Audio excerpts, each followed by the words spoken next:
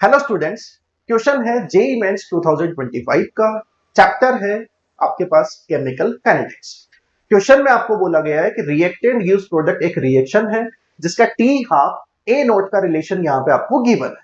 आपको फाइंड करने हैं ट्रू स्टेटमेंट्स। क्लियर है? तो इन जनरल फॉर्मूला जो टी हाफ का होता है वो है T half inversely proportional to A naught की power n minus one. Clear है? तो ये कॉन्सेप्ट को हम लगाएंगे और वन बाय वन ऑप्शंस को चेक करें। तो सबसे पहले ध्यान देना कि टी हाफ और ए नॉट इनवर्सली प्रोपोर्शनल होते हैं।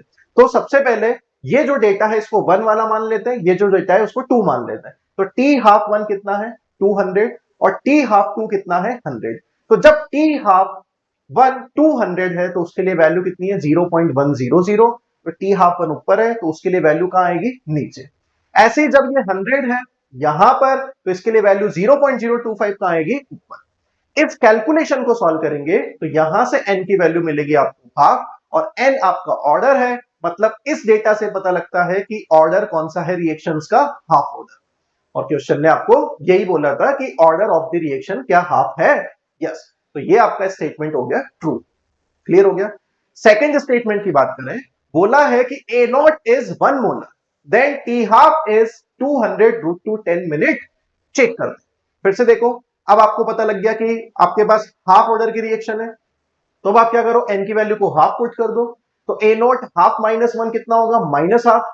माइनस हाफ ऊपर जाएगा तो कितना हो जाएगा t half directly proportional to A naught की पावर हाफ। और ए नॉट की पावर हाफ को क्या लिख सकते हैं, रूट ए नॉट।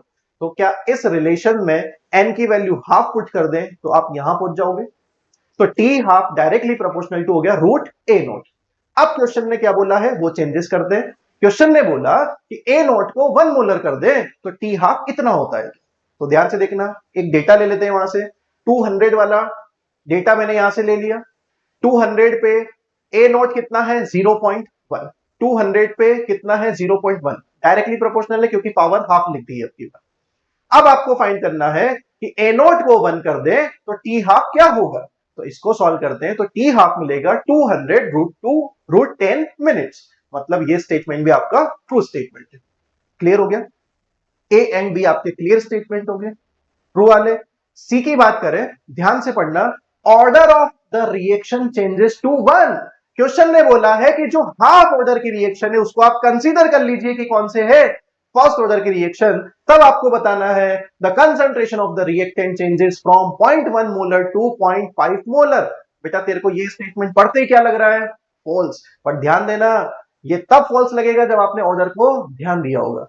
क्या याद आया अपने को याद आया कि सर फर्स्ट ऑर्डर की रिएक्शन जो होती है वो तो इनिशियल कॉन्सेंट्रेशन पे इंडिपेंडेंट होती है। अगली बात समझ में? तो changing the concentration T half should not change for first order reaction. तो ये स्टेटमेंट आपका क्या हो गया, फॉल्स स्टेटमेंट। क्लियर है? लास्ट ऑप्शन चेक करते हैं। T half is 800 minute for a not क्या रहा होगा 1.6 मिनट। फिर से चेक करते हैं, सेम कॉन्सेप्ट लगाएंगे। 200 एक डेटा वहां से ले लिया, उसके लिए 0.1 आपको गिवन है। आपको बोला कि ये 1.6 हो जाए तो टी हाफ क्या होगा, कैलकुलेशन करके मिलता है 800 मिनट।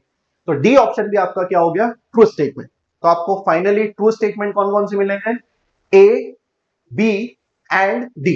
तो फाइनल आंसर क्या टिक करोगे, ऑप्शन नंबर 3। क्लियर हो गया बेटा? Thank you.